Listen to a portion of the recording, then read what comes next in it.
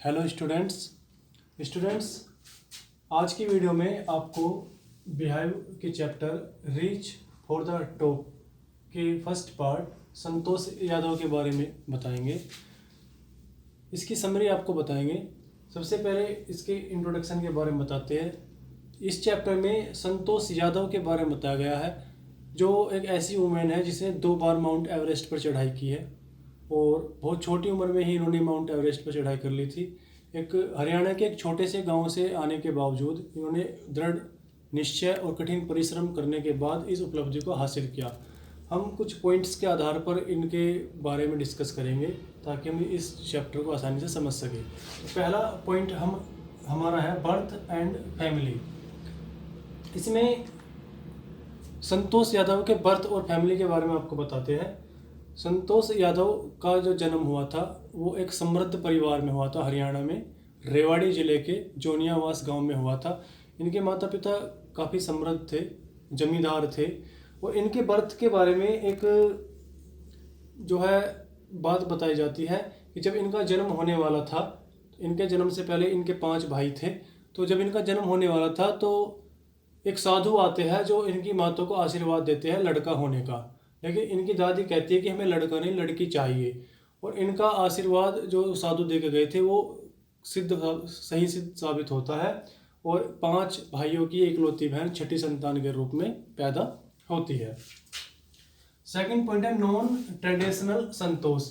इसमें आपको बताते हैं कि जो इनका परिवार था वो रूढ़िवादी था, पुरानी परंपराओं को मानता था। गाँव में सभी लड़कियाँ पुरानी परंपराओं को मानती थी।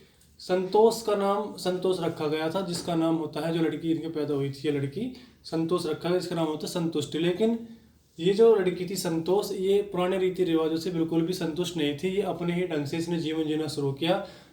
गांव की ज़्यादातर लड़कियां सभी पुरानी परंपरा के अनुसार कपड़े पहनती थी, लेकिन ये जो है पैंट पहनती थी।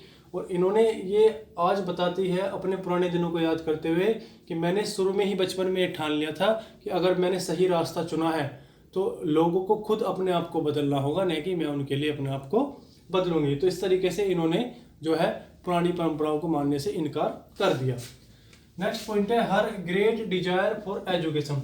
संतोष यादव के मन में शुरू से ही पढ़ने लिखने की बहुत ज़्यादा इच्छा थी, लेकिन क्योंकि इनका गाँव जो इनका जो परिवार था वो गाँव में था और वे पुरानी परंपराओं को मानते थे, तो इन्हें गांव के ही स्कूल में पढ़ना पड़ा। जबकि इनका परिवार इतना समृद्ध था, अगर ये चाहते तो अपने बच्चों को देश के सबसे अच्छे स्कूलों में पढ़ा सकते थे, दिल्ली में भी पढ़ा सकते थे जो इनके सबसे नज़दीक था। क्योंकि पुरानी परंपरा पर थे ये, तो इस वजह से इन्हें गाँव में ही पढ़ना पड़ा। यहीं से इन्होंने जो है सिस्टम के विरुद्ध लड़ने का फैसला कर लिया और इनके पास वो मौका आया जब ये 16 साल की हो गई थी। तो 16 साल की उम्र में उस वक्त पर इनके गांव में ज़्यादातर लड़कियों की शादी हो जाती थी। लेकिन इन्होंने अपने माता पिता को ये धमकी दी कि अगर उनकी पढ़ाई लिखाई आगे नहीं की गई तो वो कभी शादी नहीं करेगी। और इस प्रकार इन्होंने फिर खुद ही वहाँ से घर को छोड़ दिया और दिल्ली चली गई।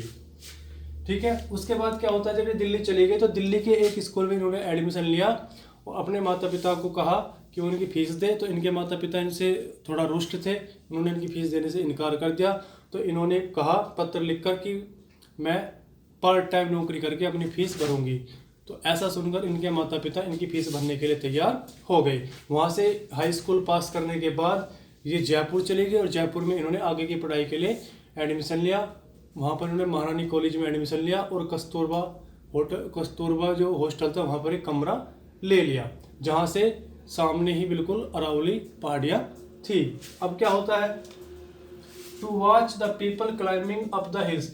जो कस्तूरबा हॉस्टल था वहाँ पे जो उन्होंने कमरा लिया था उसके सामने ही अरावली पहाड़ियाँ थी, जहाँ पर ये रोज़ अपने कमरे से लोगों को पहाड़ी पर चढ़ते देखती थी और फिर वहाँ से वो थोड़ी बहुत देर में अदृश्य हो जाते थे। तो इनके मन में उत्सुकता हुई कि ये लोग जब चढ़ते हैं तो कहाँ चले जाते हैं। एक दिन इन्होंने खुद फैसला किया कि वो उसको देखेगी, तो ये भी वहाँ पे चढ़ते हुए गई। तो ऊपर जाकर इन्होंने देखा वहाँ पे कुछ लोग थे जो पर्वतारोही थे। इन्होंने उनसे पूछा कि क्या वो भी उनको ज्वाइन कर सकती है। तो जो वहाँ पे लोग थे उन्होंने न केवल इन्हें अपने साथ ज्वाइन करने का ऑफर किया बल्कि इन्हें मोटिवेट भी किया। इस तरीके से इनका पर्वतारोहण का सफ़र शुरू हो गया। आगे क्या होता है, संतोष ज्वाइन इंस्टीट्यूट ऑफ माउंटेनियरिंग। यहाँ के बाद से इन्होंने दृढ़ निश्चय कर लिया कि वो भी पर्वत पर चढ़ेगी। तो इन्होंने उत्तरकाशी के नेहरू माउंटेनियरिंग कॉलेज में एडमिशन लिया, कुछ पैसे बचत किए। और ये बताती है कि मेरा जो कॉलेज का सेमेस्टर था जयपुर में वो अप्रैल में ख़त्म होना था, लेकिन वो कुछ देरी से 19 मई को ख़त्म हुआ और 21 मई को इन्हें जो है उत्तरकाशी पहुंचना था। तो ये सीधे जयपुर से उत्तरकाशी पहुंची और अपने पिता को इन्हें माफ़ी मांगते पत्र लिखा कि वो क्यों घर नहीं आ पाई थी। आगे बढ़ते हैं। 6 पॉइंट है ए रिमार्केबल क्लाइंबर। अब यहाँ से क्या होता है, जब भी कोई दल किसी अभियान पर पर्वत पर चढ़ने के अभियान पर जाता था तो ये उस दल का हिस्सा बनते थे और धीरे धीरे इस प्रकार से प्रैक्टिस करते हुए इन्होंने अपनी पर्वत पर चढ़ने की जो इनकी स्किल्स थी उसको बहुत ज़्यादा विकसित कर लिया और इनमें सर्दी और ऊंचाई से लड़ने की अवरोधक क्षमता विकसित हो गई। शारीरिक सहनशीलता इनमें विकसित हुई, दृढ़ निश्चय विकसित हुआ और उसके साथ साथ मानसिक रूप से मजबूत हो गई। और इस तरीके से इन्होंने अपने आप को पर्वत पर चढ़ने के काबिल बना लिया। आगे क्या होता है, कॉन्कर्स माउंट एवरेस्ट। 1992 में केवल 20 वर्ष की आयु में इन्होंने पहली बार माउंट एवरेस्ट की चोटी पर जो है विजय प्राप्त की, यानी कि माउंट एवरेस्ट की चोटी पर चढ़ गई थी। उस वक्त केवल ये 20 वर्ष की थी और उस वक्त सबसे कम उम्र की पर्वतारोही थी जो माउंट एवरेस्ट पर चढ़ी थी। नेक्स्ट है caring and cooperative Santosh as a climber. इसके साथ साथ ये बहुत ही केयरिंग और कोऑपरेटिव भी थी। 1992 में जब ये पर्वत पर चढ़ रही थी माउंट एवरेस्ट पर, तो इन्होंने एक साथी की मदद की जो पर्वत पर चढ़ रहा था, उसे अपनी ऑक्सीजन प्रोवाइड की, ठीक है। और लेकिन उसके साथ साथ एक और जो साउथ पोल से इनके साथ चढ़ रहा था पर्वतारोही, उसकी भी मदद इन्होंने की, लेकिन उसको ये बचा नहीं पाई। एक को ये बचा पाई थी, एक को ये बचा नहीं पाई थी। आगे conquers mount Everest the second type. 12 महीने के बाद ही, जो पहली बार इन्होंने जब माउंट एवरेस्ट पर चढ़ाई की थी उसके 12 महीने के बाद ही ये इंडो नेपालीज जो एक दल था जो पर्वत पर चढ़ने का अभियान कर रहा था माउंट एवरेस्ट पर, उसका हिस्सा बनी और दोबारा से 12 महीने के अंदर ही दोबारा से माउंट एवरेस्ट की चोटी पर विजय प्राप्त कर ली। इस प्रकार से ये 2 बार माउंट एवरेस्ट पर चढ़ने वाली इकलौती महिला बन गई और इन्होंने अपने लिए और भारत के लिए जो है एक नया कीर्तिमान स्थापित कर दिया और पूरे विश्व में भारत का नाम रोशन कर दिया। Honoured by the government. इनकी इस उपलब्धि के लिए भारत सरकार ने इन्हें भारत के सर्वोच्च सम्मानों में से एक पद्म श्री से इन्हें सम्मानित किया। इन डेस्क्राइबेबल moments of the top. Santosh Yadav बताती है कि जब वो टॉप पर पहुंच गई माउंट एवरेस्ट के, तो उस वक्त काफ़ी समय के बाद इन्हें एहसास हुआ कि वो ऊपर पहुंच चुकी है। ये बताती है कि काफ़ी देर तक वो तिरंगा झंडे को हाथ में लिए रही और ऊंचाई तक जो है उसे उठाती रही।